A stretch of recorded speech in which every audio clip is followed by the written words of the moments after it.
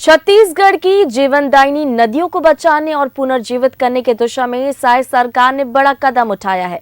रायपुर में जल संसाधन विभाग की ओर से स्रोत महोत्सव के रूप में राज्य स्तरीय कार्यशाला आयोजित की। मुख्यमंत्री विष्णुदेव साय ने इसकी ई लॉन्चिंग की। इसके तहत नमामि गंगे की तर्ज पर प्रदेश की 11 नदियों के संरक्षण पर काम किया जाएगा। इसके लिए नेशनल वाटर एकेडमी, पुणे और अंतरिक्ष कॉरपोरेशन बेंगलुरु के साथ MOU भी हुआ है।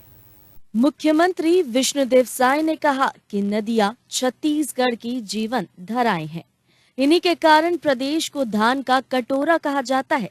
सरकार अब नदियों के उद्गम स्थल, जल स्रोत और जल ग्रहण क्षेत्रों का मैप तैयार करेगी। तकनीक और संस्थागत सहयोग से यह पता लगाया जाएगा कि नदी की समस्या क्या है, समाधान क्या है और जिम्मेदारी किसकी होगी। जल संसाधन विभाग के राजेश सुकुमार टोप्पो ने बताया कि अभियान के 2 प्रमुख परिणाम होंगे: नदियों के उद्गम और जल स्रोतों की सटीक जानकारी और जिम्मेदार विभागों की स्पष्ट जवाबदेही। मुख्यमंत्री ने नदी किनारे बसे गांवों में ग्रामीण समितियां बनाकर नदी संरक्षण को जन आंदोलन बनाने की अपील की। कार्यशाला में नीर, नारी और निधि पुस्तक का विमोचन भी किया गया। यानी सरकार का फोकस अब सिर्फ पानी बचाने पर नहीं, बल्कि नदी के उद्गम से लेकर पूरी धारा को बचाने पर रहेगा।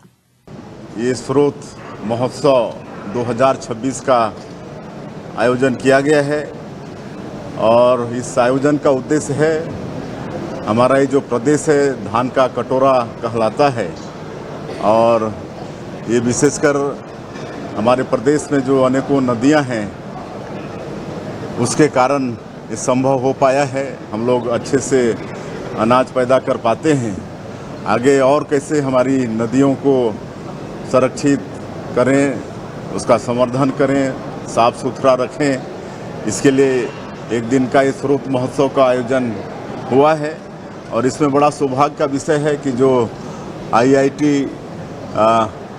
कानपुर के जो जल विशेषज्ञ हैं प्रोफेसर विनोद तारे जी, वो वहाँ पर आए हैं और उनका उद्बोधन हुआ है। आगे और उनका मार्गदर्शन मिलेगा और हमारे नमामि गंगे के प्रतिनिधि भी आए हैं और हम लोगों ने प्रदेश और जिला स्तर पर समिति का गठन भी किया है और इसको एक जल संवर्धन संरक्षण को एक जन आंदोलन का रूप दिया जाएगा। तभी हम लोग अपने प्रदेश में नदियों का कायाकल्प कर पाएंगे।